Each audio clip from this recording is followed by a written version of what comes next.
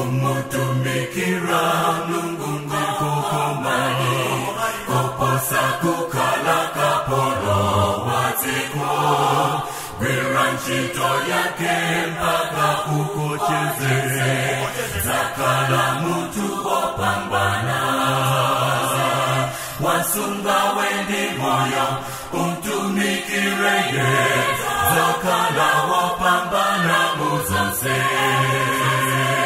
wasunga wendi moyo umtumikireye zakala opambana muzose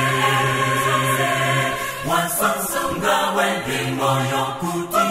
umtumikire kala nyumba ya Mungu moyo wako wose wasunga wendi moyo kuti umtumikire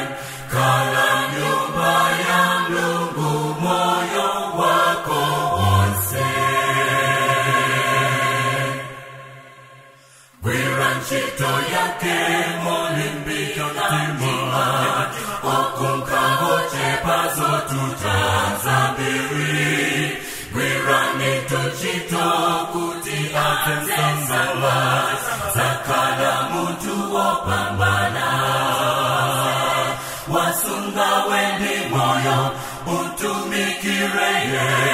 zakala opambana muzose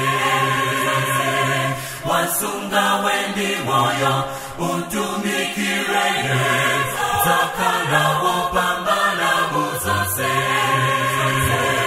wasunga wendi moyo kuti utumikire